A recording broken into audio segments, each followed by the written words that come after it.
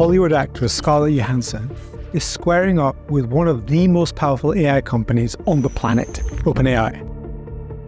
And the conflict is around her assertion that ChatGPT used her voice in its new model. OpenAI launched their new flagship model, GPT-4o, mid-May, and pretty much straight away, the internet was ablaze with comments of the likeness of the new model's voice to that of Scarlett Johansson's. Ordinarily, this could have been chalked up to a coincidence, but in this case, it appeared that there was more to the story and some history that suggests the likeness may be more than just a coincidence. So what exactly happened here? Where is it likely to end? And how could a music star from the 1970s influence what happens? Also, what of the cryptic tweet from OpenAI CEO Sam Altman that added further fuel to the fire and aroused yet more speculation? Scarlett Johansson, star of movies such as Lost in Translation, Lucy, and the Avengers series, has accused OpenAI of using an AI-generated voice that some say sounds eerily similar to hers, without her permission.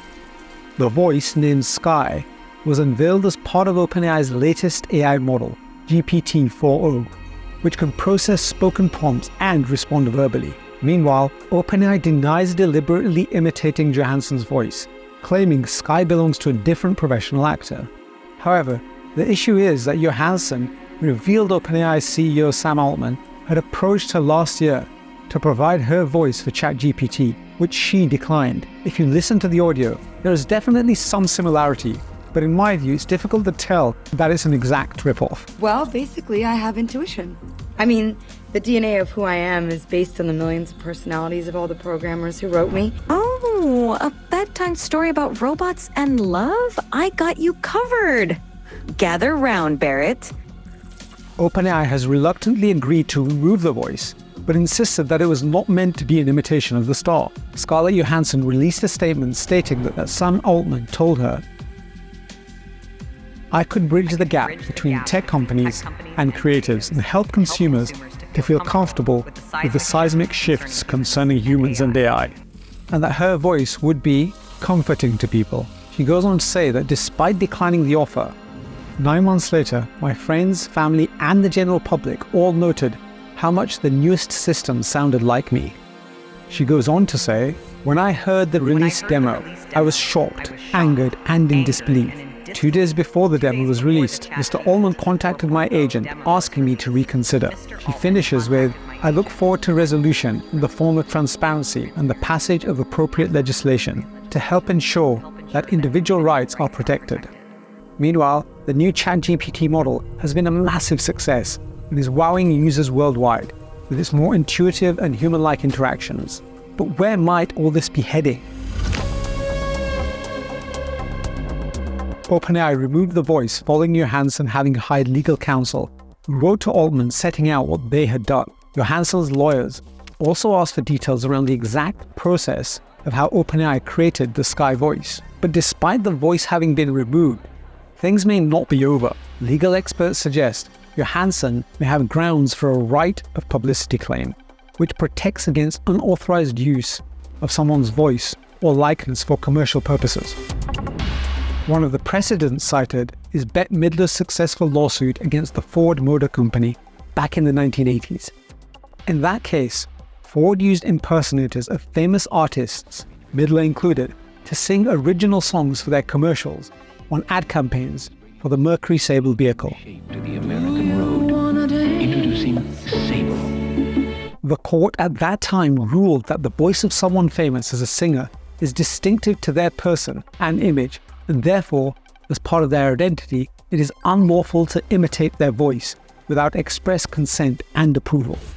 Effectively, that an artist's voice is protected against unauthorized use. But whereas in Bette Midler's case, the impersonation was clear for all to see, in Johansson's case, it first needs to be assessed whether the voice of Sky is a likeness or a coincidence.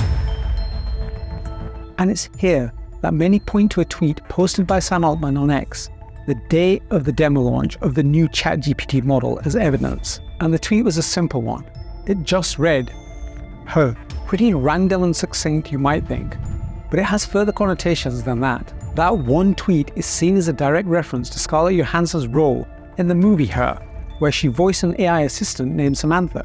And Johansson referenced this tweet in her statement as well, saying, "Mr. Altman even insinuated that the similarity was intentional." The tweet added fuel to Johansson's outrage, as she felt it was a deliberate nod to her previous work voicing an AI assistant. The tweet seemed to contradict OpenAI's stance that the resemblance was unintentional and caused by using a different professional voice actor for Sky.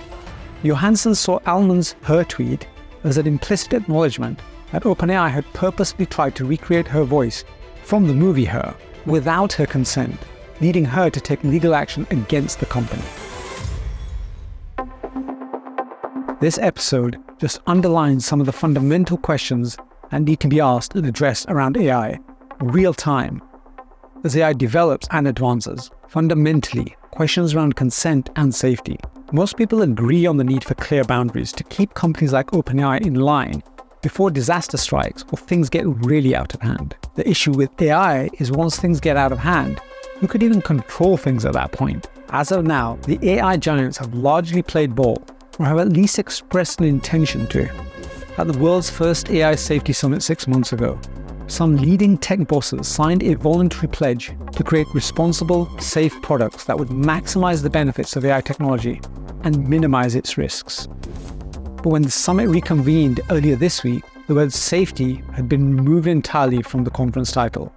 Not exactly reassuring. For its role, OpenAI says it has a 10-point safety process. But one of its senior safety-focused engineers resigned recently, saying his department had been sailing against the wind. It seems that in the race towards artificial general intelligence, the appeal of moving fast and continuing to break things is the approach many tech companies are continuing to exploit.